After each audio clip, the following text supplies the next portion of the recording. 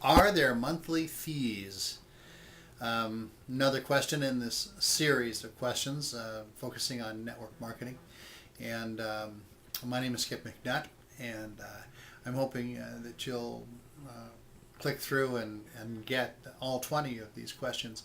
Really gets into a lot of good, solid information that's going to help you an awful lot to shape your understanding of network marketing, perhaps, and shape your actual involvement and give you material that you can use to pass on as training devices for people that come into your organization. I want to take on this one question, and it's a fairly serious question. It may sound fairly simple, but are there monthly fees involved in your network marketing company? I'm going to tell you right at the onset, I hope so. This is a business. People can treat it as a hobby if they wish, that's fine.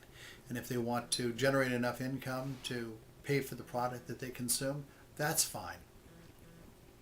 But if you're talking to people who've gotten involved because they're looking at it as a business and they've got all excited about the 6- and 7-figure incomes that the top earners are generating, then you need to look at it as a business. And you need to take a close look at what on one level is the cost of doing business, but also is the source of revenue that you're going to look to as your network continues to build. The fact is that in order to be legal as a network marketing organization, there has to be a product sold, a product or a service sold. The transfer of a product for money has to happen. You want to know that there is a minimum requirement to remain active. Now, this becomes optional. You don't have to become active or remain active in an organization if you don't want to. In order to get paid or compensated, it's only reasonable that you remain active, and it's only reasonable that you do the minimums that are required to generate cash flow in the business. Now, cash flow is a very important thing. The minimums usually mean that you have to purchase a minimum volume on a monthly basis in order to remain active and to pull your weight.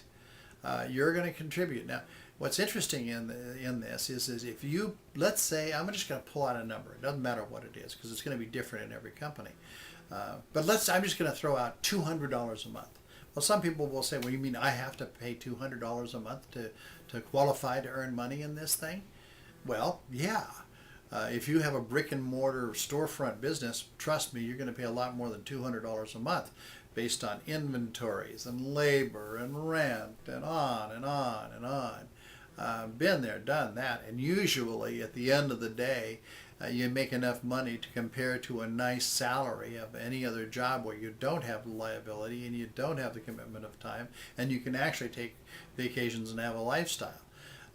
Owning your own business is a tough deal and very expensive. So when we're asked to spend $200 a month to remain active in a network marketing business, I don't care, $100, $200, $500, whatever it is, it's cheap, particularly when you put it in terms of risk-reward factor.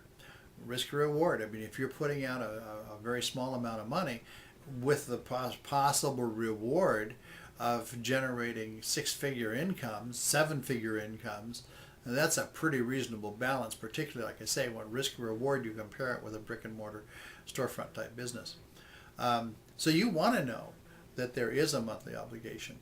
And then if you're smart about it, whatever it takes to qualify, you're probably going to do more than that. If they've got a 3-tiered system, just as an example, some will say that you'll qualify and remain active and qualify for commissions at a 5% level. I'm just going to throw some numbers out. To get 5% commissions, you qualify and remain active at $100 a month personal purchases. If you're doing $200 a month, you qualify for 10% commissions. If you do $300 a month, you qualify for 15% commissions. Again, these are just random. These just to give you a kind of an idea of how some of these systems work, the percentages notwithstanding. But you want to know that those are in place. And for myself, I want to max it. I want the maximum return, and I'm gonna step up and put the maximum amount of money in. People do what people do. Friends do what friends do.